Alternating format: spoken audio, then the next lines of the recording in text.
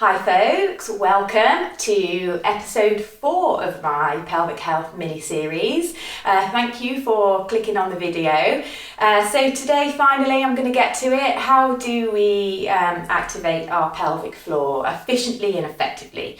So we get told to activate this area of our body quite frequently, particularly as we come into motherhood, so during pregnancy and having had our babies. It's important for everybody to work and connect with their pelvic floor, men and women and young people as well, so it's not just something that's related to having babies. So we get told to do it, but we don't often get really instructed on how to do it correctly. So before we start looking to lift these muscles, I want to reiterate again the importance of learning how to release these muscles. So it's often about squeeze, squeeze, squeeze, squeeze, squeeze, and there's not much emphasis ever on letting these muscles relax. So if we were going to do a bicep exercise, we would never activate that bicep from halfway already switched on. We would release the muscle, work the muscle, be in control, and then release before we would go into another repetition.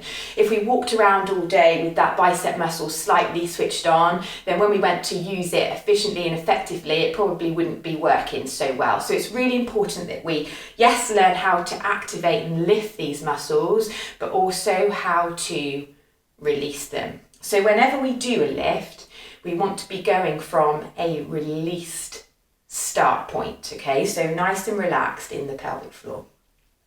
So when we do our pelvic floor muscles, it shouldn't be visible to anybody looking on at you. So when I've asked women to do pelvic floor exercises, when I do group fitness, you often see the bum clench, the thighs clench, and those are not the muscles that we're trying to activate here. The pelvic floor is inside, sits within the pelvic bowl here. So our pelvis, we've got the pelvic floor here, so it's all inner, okay?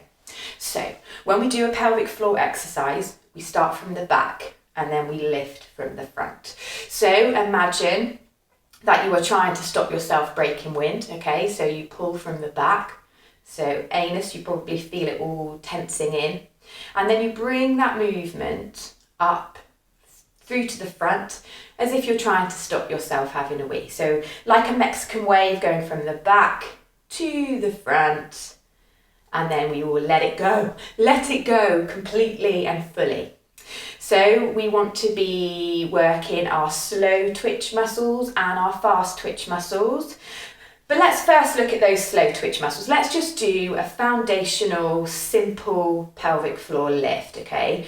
So you can do this exercise lying down. So if you've had your baby recently, a lot of pressure's gone through the pelvic floor, so it might be particularly weak.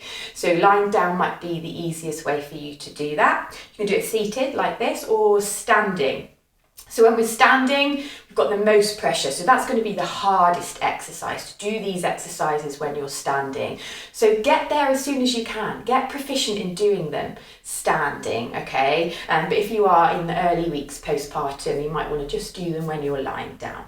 Okay, so we always want to be able to breathe when we're doing our pelvic floor exercises, okay? So we're going to lift from the back, pull to the front, and draw up and in, okay? So you should be able to breathe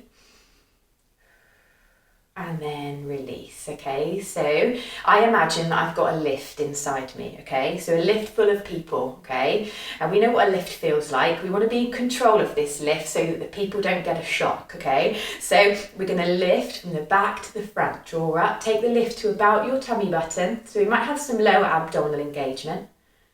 And then take that lift slowly down all the way to the bottom.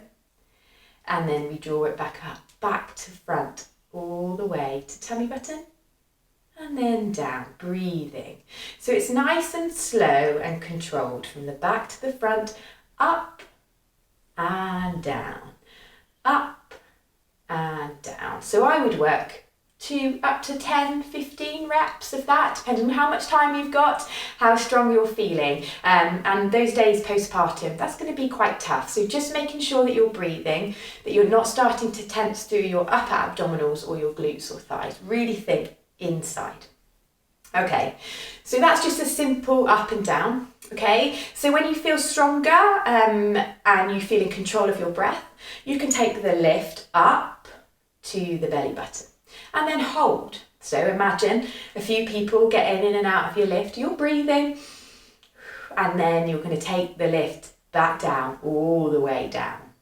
Okay, so it's a lift and a hold, then down, a lift and a hold. So we'd be holding 5 to 10 seconds and then taking it back down again. So breathing all the way. So we're not lifting, holding our breath and holding the pelvic floor.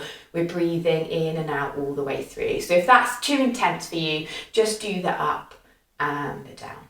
Okay. And then the final one that you can try is the quick switch on, switch off, switch on, switch off. Okay, so take the lift analogy away from you here. Imagine you have got a switch inside. You're switching on, switching off, switching on, switching off. So this is going to be those fast twitch fibres that we want to learn to work with, so that if we do bounce on a trampoline, these are the ones that are going to kick in and stop us from having any urinary leakage. So it's a switch and a switch, a switch and a switch, a switch and a switch. And again, I would work through 10 to 15 reps, okay? So just to run through those 3 different ones again. So you've got the lift and the lower, the lift and the lower. That's number 1. Number 2 is the lift, hold, let people out, people come back in, then the lower. And then we've got the switch on, switch off, switch on, switch off. So you've got the 3 to use to work with to try and train that pelvic floor, okay? So we're talking about functionability here rather than just strength. So just to close the video, I want to talk to you about the importance of deep breathing and how useful that can be. So what we're going to do is inhale. So when we inhale, it's expansion. Just imagine expansion. So you're opening up through your abdomen, your pelvic floor is releasing, we're expanding this section of our body. And then as we exhale, it's a contraction. So we're going to inhale, fill up, and then exhale, we can pull that pelvic floor up. Then inhale, expand, release, and then exhale, draw up. Inhale, expand, release, and then exhale, draw in and up. So that can be another one that's really good as well. We often will hold tension in our pelvic floor and our core muscles as well, and that can cause problems. So we need to have times during the day where we let everything go, and that's your abs as well. So if you look at a toddler walking around, they've often got this little, what looks like a little beer belly. They just let those muscles go. They're not holding them all the time. We don't want to be holding muscles tense all the time. It causes problems. So just learn using your breath to let the muscles go.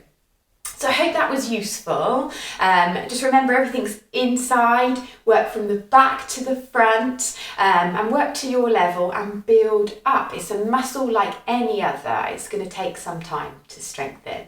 If you've got any questions, do let me know and I will try my best to answer.